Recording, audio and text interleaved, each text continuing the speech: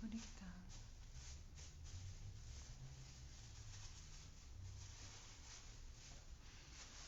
Olá, boa noite a todos, Jesus nos abençoe. Estamos aqui então reunidos para mais uma vez fazermos o nosso comentário nesse início de noite, né, dessa segunda-feira. Então, nós vamos ler, para começar a nossa reunião, uma mensagem que a nossa querida Neuci abriu aqui do livro Fonte Viva, uma mensagem de Emmanuel no culto à prece. E tendo eles orado, tremeu o lugar onde estavam reunidos e todos ficaram cheios do Espírito Santo. Isso está em Atos, capítulo 4, versículo 31. Comenta então Emmanuel: todos lançamos em torno de nós forças criativas ou destrutivas, agradáveis ou desagradáveis, ao círculo pessoal em que nos movimentamos. A árvore alcança-nos com a matéria sutil das próprias emanações. A aranha respira no centro das próprias teias. A abelha pode viajar intensivamente, mas não descansa, a não ser nos compartimentos da própria colmeia. Assim também o homem vive no seio das criações mentais a que dá origem. Nossos pensamentos são paredes em que nos enclausuramos, ou asas com que progredimos na ascese. Essa frase espetacular vale a pena repetir. Nossos pensamentos são paredes em que nos enclausuramos, ou asas com que progredimos na ascese. Como pensas, viverás. Nossa vida íntima, nosso lugar. A fim de que não perturbemos as leis do universo, a natureza somente nos concede as bênçãos da vida, de conformidade com as nossas concepções. Recolhe-te e enxergarás o limite de tudo o que te cerca. Expande-te e encontrarás o infinito de tudo o que existe. Para que nos elevemos com todos os elementos de nossa órbita, não conhecemos outro recurso além da oração, que pede luz, amor e verdade. A prece, traduzindo a aspiração ardente de subida espiritual através do conhecimento e da virtude, é a força que ilumina o ideal e santifica o trabalho. Narram os Atos que, havendo os apóstolos orado, tremeu o lugar em que se encontravam e ficaram cheios do Espírito Santo. Iluminou-se-lhes o anseio de fraternidade, engrandeceram-se-lhes as mentes congregadas em propósitos superiores, e a energia santificadora felicitou-lhes o espírito. Não ouvides, pois, que o culto à prece é marcha decisiva. A oração renovar-te-á para a obra do Senhor dia a dia, sem que tu mesmo possas perceber. Mensagem de Emmanuel, maravilhosa, espetacular. Eu vou deixar até ela aqui marcadinha. Nelce, querida, que bom que você está nos assistindo. Tomara que o som esteja bom hoje, que você esteja me escutando bem. Então, depois dessa leitura linda, vamos fazer a nossa prece de início das nossas atividades dessa noite. A Jesus, nosso Mestre, elevamos o pensamento, agradecendo pelo dia de hoje, pela bênção da vida, por estarmos aqui. Agradecemos e pedimos, Senhor, aos Espíritos amigos em Teu nome, que nos venham assistir e amparar no comentário desta noite. Que estejam conosco, nos intuindo, a fim de que possamos conduzir da melhor maneira.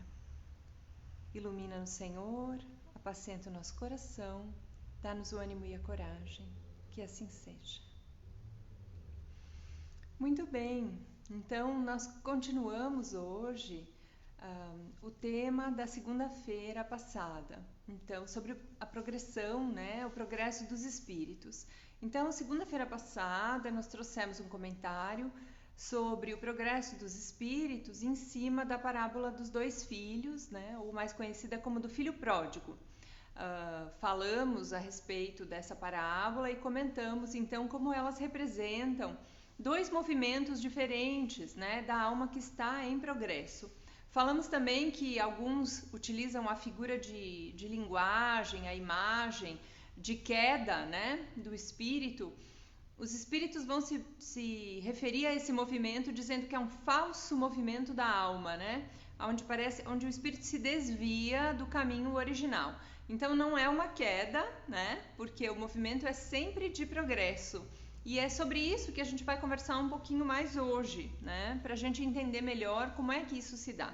Então, Allan Kardec, em O Livro dos Espíritos, e em outras partes também da codificação, mas principalmente na segunda parte do Livro dos Espíritos, quando ele começa a analisar o que é o espírito, logo ele vai definir a escala espírita, né? Então ele vai dizer que observando os espíritos, suas comunicações, analisando cada um que vinha e escrevia ou falava, e ele recebia então essas comunicações, analisando cada uma, ele pôde perceber, e também junto com as orientações dos espíritos que orientavam o seu trabalho, né, que existem 3 ordens diferentes de espíritos, né?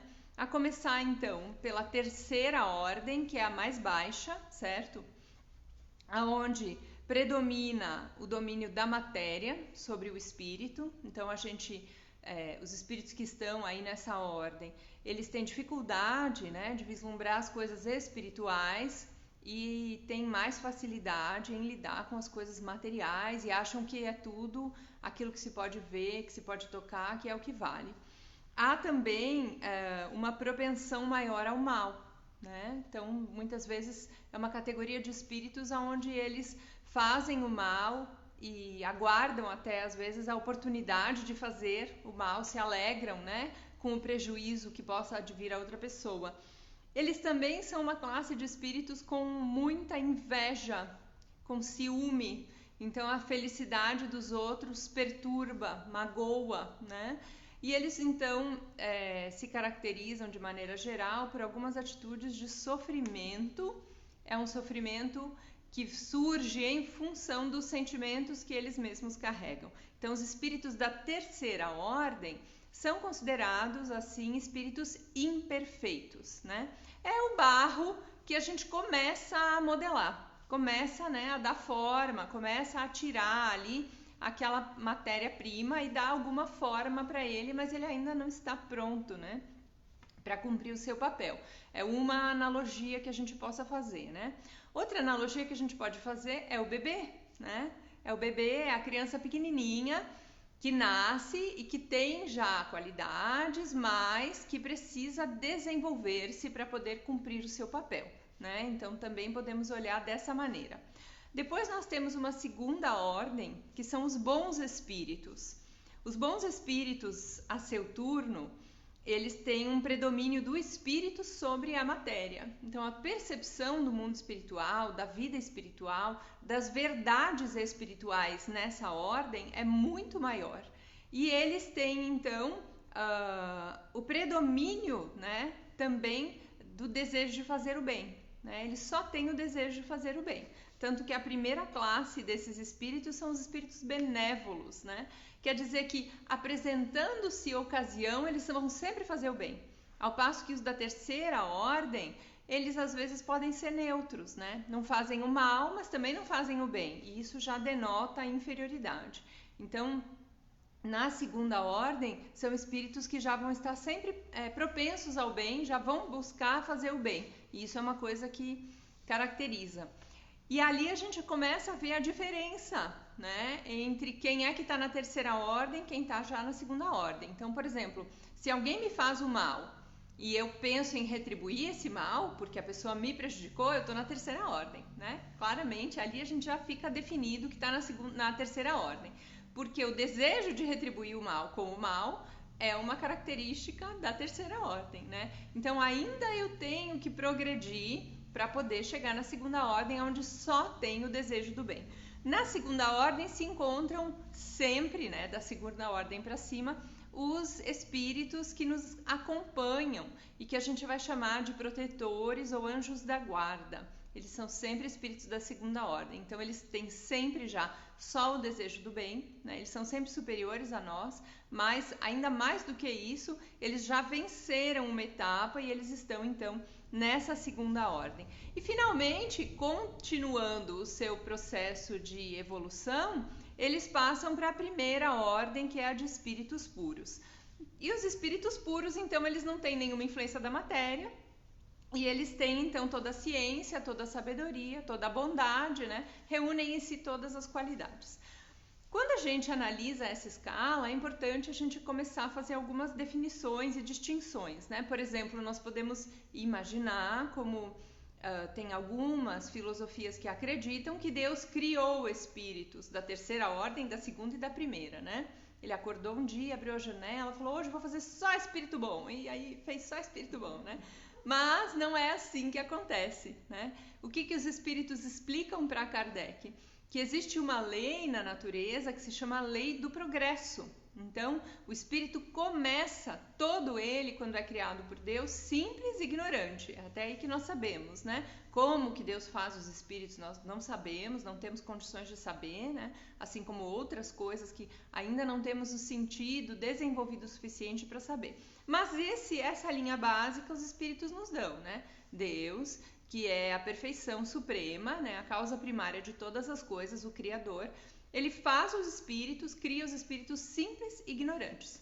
Então, o que muda, o que diferencia um espírito da terceira ordem, da segunda e da primeira? É o tempo de evolução, né? E a linha onde ele se encontra no progresso. Porque pode ser que o espírito tenha feito esse seu progresso de forma muito rápida, né? Mas, de qualquer forma, ele já atingiu o patamar ali e chegou até a primeira ordem. Então, todo o espírito puro da primeira ordem, ele começou na terceira, ele foi para a segunda e agora ele está na primeira. Isso é importante por duas razões, né? Mais de duas até. A primeira, para a gente ver que Deus não é um ser caprichoso, né?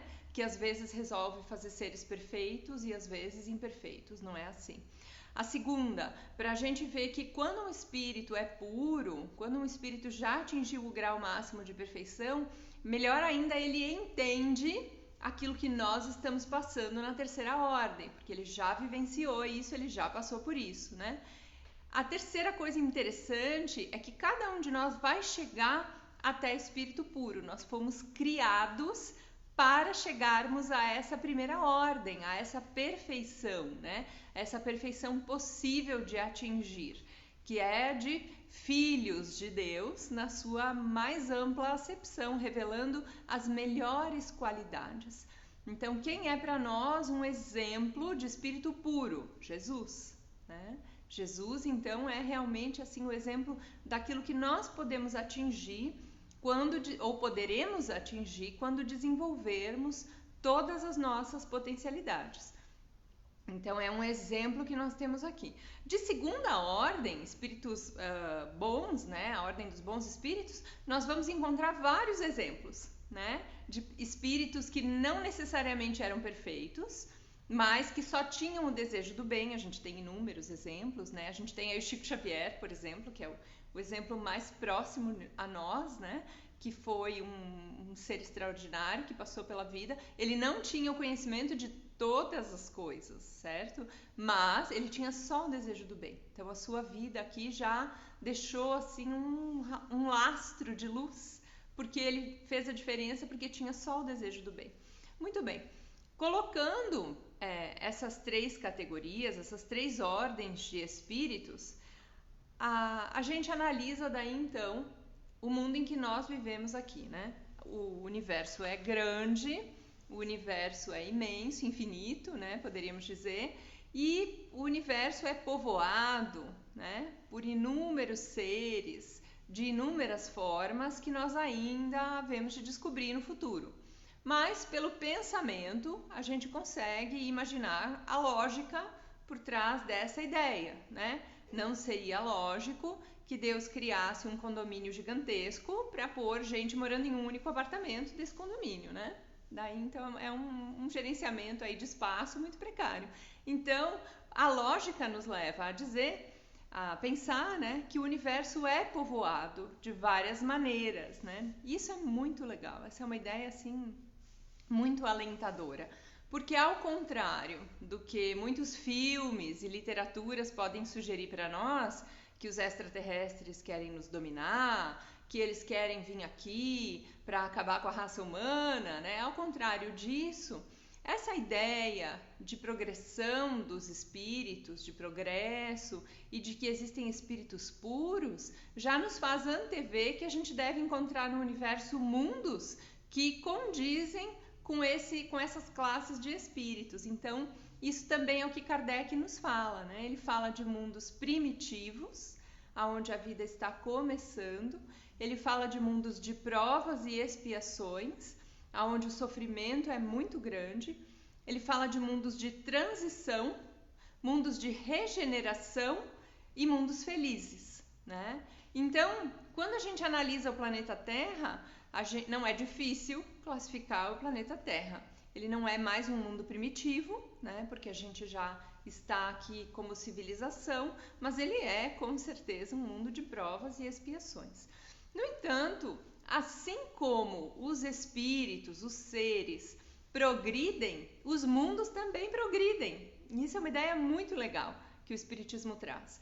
Os mundos progridem, né? Então, um planeta que começa como primitivo, passa para provas e expiações e depois ele vai passar para a regeneração. E é isso o que muitas das mensagens, das passagens nas escrituras antigas, no Novo Testamento se referem, né? Os chegados dos tempos, sinais dos tempos, né? O próprio Apocalipse, uma série de outras profecias, eles estão falando o quê? Eles estão falando desse mundo, dessa passagem para mundo de regeneração. E como é que acontece essa passagem? Então, nós estávamos lendo um livro do Dr. Alírio de Cerqueira Filho, onde ele divide as pessoas que estudam esses assuntos em 3 grupos. O grupo daqueles que não acreditam em nada, que acha que isso tudo é bobagem, né? Então, tudo bem, respeitamos. O grupo daqueles que acha que essa mudança vai ocorrer, mas que ela vai acontecer de repente, né? Deus vai estalar os dedos, ou Jesus vai vir, e aí tudo vai mudar, né? É uma coisa assim, de repente. E aquele grupo, um terceiro grupo, que lê as escrituras, que lê os textos de Kardec, que lê, né, tudo que tem relação com isso, estuda e daí consegue entender como é que vai se dar esse processo e que ele vai ser gradual, como tudo que acontece na natureza. Então, os espíritos dizem que a natureza não dá saltos. As próprias leis naturais mostram isso, que a natureza não dá saltos. Então, não tem como a gente ter uma mudança do dia para a noite e simplesmente deixar de existir mal aqui na Terra, né, no planeta Terra, e onde todo mundo vai sair se amando, né? Não tem como. Como é que vai se dar essa mudança, então? Como é que esse mundo de regeneração vai acontecer? E os espíritos dizem para Kardec que é pela substituição dos espíritos que estão aqui. Então, ao invés da gente ter uma maioria de espíritos na Terra da terceira ordem, que tem o desejo do mal e que só vem aquilo que é matéria, nós vamos ter uma substituição gradual por espíritos da segunda ordem, que são aqueles que têm o desejo do bem, né? E que vão desenvolver, então, as suas características morais, a sabedoria, a ciência, né? Pela utilidade da ciência, etc. Como é que se dá essa substituição? Podem vir espíritos de outros lugares do universo que já estão nessa categoria, então eles vêm para cá. E também pode ser que os espíritos que reencarnaram aqui e já conseguiram fazer o seu progresso aqui mesmo, eles vão estar aqui, vão reencarnar. Então, a gente não necessariamente são todos espíritos novos, né? Pode ser que aqueles que estão aqui no planeta Terra e já galgaram esses degraus, já fizeram a sua transição para a segunda ordem, eles vão reencarnar, eles vão ficar por aqui.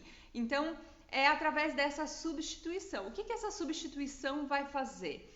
vai fazer com que comece a aparecer uma maioria de pessoas propensas ao bem, né? Só com o desejo do bem, que tem uma facilidade maior para aceitar as ideias espirituais, que tem uma noção mais desenvolvida de justiça, de certo e errado, que buscam a ciência e se ocupam de coisas úteis, né? E não de futilidades. Então, essa substituição, o que ela vai fazer? Vamos supor né? Então, eu estou num grupo onde todo mundo está falando mal do governo.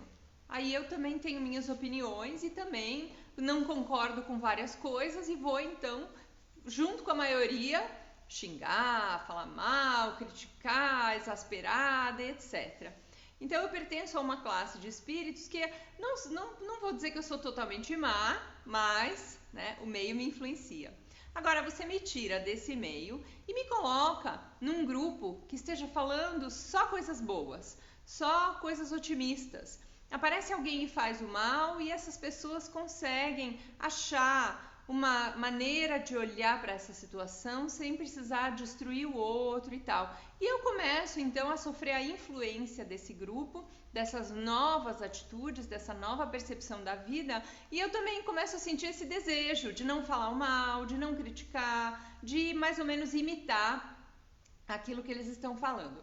Aqui o Dr. Alírio faz uma anotação interessante, né, sobre o imitar. Lembra que a gente falou da parábola, né, dos 2 filhos e tinha um filho mais velho, né, que estava lá próximo ao pai, né, mas que a gente viu que esse próximo era bem relativo, não era um próximo do coração, porque ele tinha inveja, né, olha as características aí da terceira ordem, ele ficou com inveja da festa que o irmão ganhou, ele ficou bravo, com ciúmes.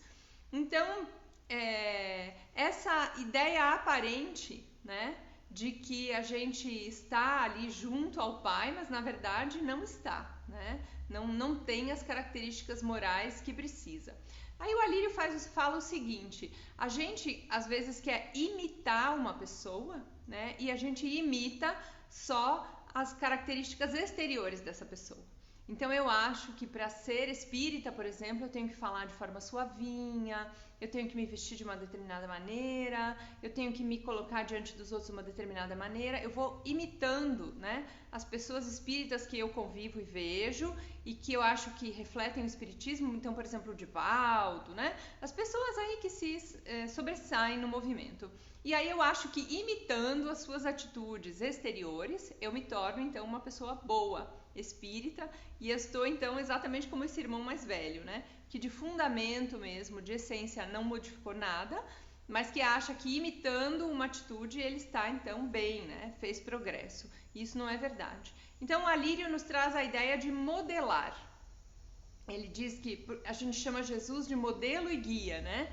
Então, não imitar Jesus, mas modelar o seu comportamento, né? Não imitar as pessoas que estão ao meu redor, mas modelar o seu comportamento. Então, quem são as pessoas que eu elejo como modelo para mim, né? Então conheço uma pessoa, por exemplo, que é uma pessoa que não guarda rancor, né? É uma pessoa que já tem em si essa facilidade de perdoar. Então, modelar esse comportamento é uma coisa íntima. Quando eu estou em conflito, eu trago a ideia dessa pessoa, os seus exemplos para a minha mente e procuro modelar aquilo que ela faz, né? Não, vou me convencendo a ser menos rancorosa, a desculpar, porque isso é melhor para mim, e vou me modificando o meu íntimo. Então, modelar é bastante diferente de imitar. É uma questão de palavras, né? Mas o que vale é o quê? O fundo desse ensinamento, né? Que não é pela cópia que a gente se torna aquilo que a gente almeja, mas pela mudança íntima,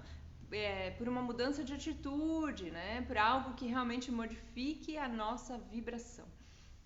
Então, essa característica, né, do meio, o meio influenciando a maioria, ela vai começar a mudar também. A gente observa, por exemplo, hoje em algumas mídias sociais, eles falam em cancelamento.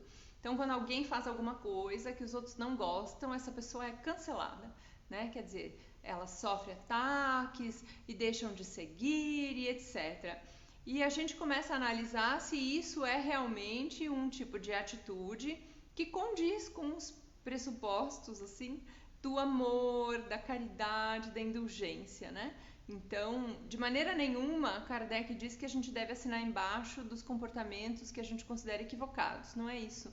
Mas o que a gente combate é o erro e não é a pessoa que errou, né? Me parece que isso é um lembrete interessante da gente ter assim à mão às vezes. O que a gente deve combater é a ideia, é o erro, mas não é a pessoa que está equivocada. Essa pessoa precisa esclarecimento.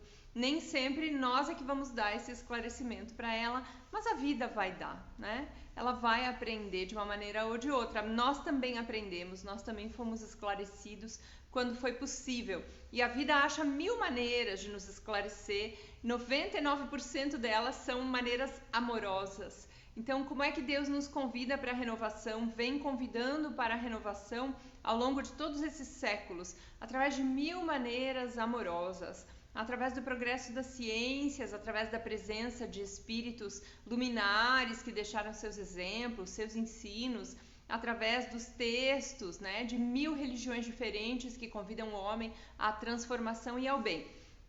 O que nos traz para um ponto interessante, né, dessa jornada que nós falamos de progresso ali, que é a consciência. Então, não só nós trazemos em nós a consciência, né, que nos fala das leis divinas, que nos alerta para aquilo que nós devemos fazer para melhorar, como também Deus coloca ao nosso lado mensageiros, né, espíritos luminares e amigos que nos orientem.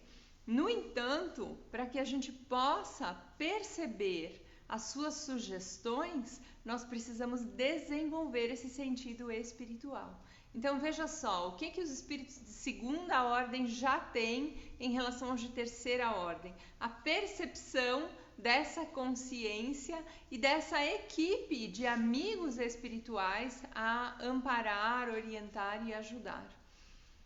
Nós que estamos aqui na terceira ordem, né, que estamos ainda procurando o progresso, o que a gente pode fazer para começar a mudar? O hábito da prece, né? Desenvolver o hábito da oração, desenvolver esse hábito da oração enquanto tudo está bem, enquanto tudo está tranquilo. E nunca eu tinha parado para prestar atenção de maneira tão interessante, nunca me chamou tanto a atenção como hoje, lendo um texto onde Jesus fala que para a gente se preparar para a viagem, mas que isso não acontecesse, tomara que não aconteça num sábado ou durante a noite, né, a sua viagem. E aí eu li aquilo e dizia, mas por quê, né, que estranho, porque o sábado para o judeu era um dia sagrado, que ele não podia fazer nada, né? E à noite, daí, perigosíssimo viajar, não tem luz, não tem nada, né? Naquela época não havia energia elétrica nem nada. Então, duas condições bastante adversas se você precisasse, né, se movimentar, se locomover, se fosse num sábado, se fosse durante a noite. O que isso representa para nós? Então, eu tenho que desenvolver o hábito da prece quando tudo está bem, porque daí vem uma pandemia, vem uma doença e eu já tenho os recursos que eu preciso para superar essa pandemia, essa doença em mim, né? É como aquela ideia de que se eu preciso levantar um peso, eu preciso estar forte com condicionamento antes da hora de levantar esse peso. Então, se eu faço ginástica todo dia, trabalho os meus músculos, fortaleço a minha coluna, né? Meu agradecimento aí aos fisioterapeutas que nos ajudam, né, a lidar com isso. Se eu faço isso, quando chegar a hora de erguer o peso, eu estou pronta. Não tem problema. Mas se eu não faço, o que acontece quando eu vou erguer o peso? Eu arrebento a coluna, eu machuco o braço, eu tenho distensão, eu tenho uma série de problemas. Então, fazendo uma analogia com a prece, a gente deve desenvolver a espiritualidade, a fé quando tudo está bem. Porque agora nós estamos tendo uma prova do que é a noite, né? Do que é o sábado. Nesse momento de pandemia, onde várias pessoas estão passando por provações muito difíceis. E aí, se eu não tenho o hábito da prece desenvolvido já, fica mais complicado fazer isso agora. Então, se a gente tem a oportunidade, vamos procurar desenvolver isso já, o quanto antes, né? Por quê? Porque os amigos superiores vão vir conversar conosco durante o sono, na hora da prece, e vão nos orientar. Então, o desenvolvimento da prece não é só a prece pela prece, né? Não é só para dizer as palavras, mas é para estabelecer esse canal de comunicação com os espíritos superiores. E aí, aqui, para encerrar, eu quero voltar no texto do Emmanuel, né? No culto à prece. Muitas vezes o Evangelho fala, né? De subir ao monte, de subir ao telhado, né? O que é esse subir? É a vibração da gente que muda. Né? Então, quando eu estou orando, a minha vibração muda, ela se eleva, né? Então, veja o que ele fala que conforme a gente pensa, a gente vive, né? Os pensamentos são as paredes que ou nos fecham, né? Ou as asas com as quais progredimos. Então, a prece é uma maneira de criar asas, né? E elevar-nos além das dificuldades desse mundo. A vida íntima é o nosso lugar. Então, quanto mais bonita for essa vida íntima, quanto mais rica de conteúdo espiritual, de coisas bonitas, do bem, do belo, muito melhor eu vou estar. Mesmo que eu esteja sozinha, aparentemente, fisicamente, eu jamais vou estar sozinha. E aí o melhor de desenvolver isso é ter a percepção de que eu não vou estar sozinha. Então, assim, a gente conclui um pouquinho mais desse estudo, né, sobre o progresso dos espíritos, colocando que esse progresso ele existe para nós, ele existe para os mundos, ele se dá de forma natural, não é para ninguém se desesperar, né?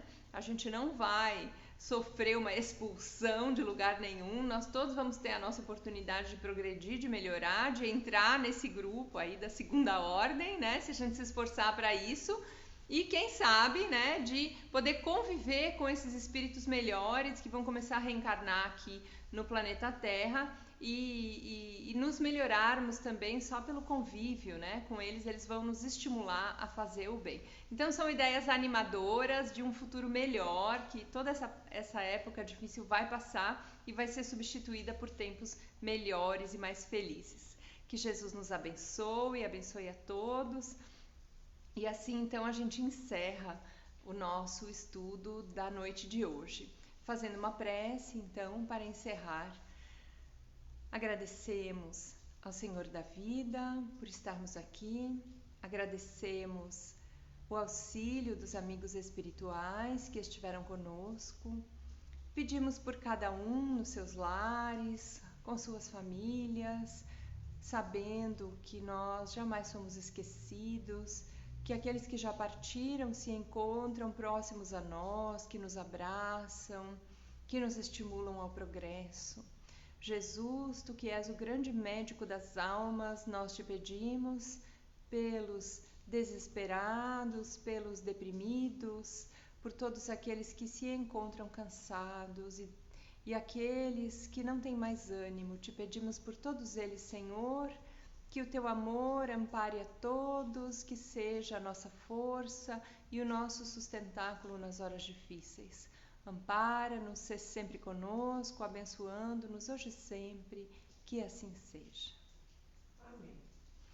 Assim, então, agradecemos, desejamos que estejam todos bem e até a próxima segunda-feira com mais uma palestra aqui do Grupo Espírita Allan Kardec. Abraços a todos. Obrigada.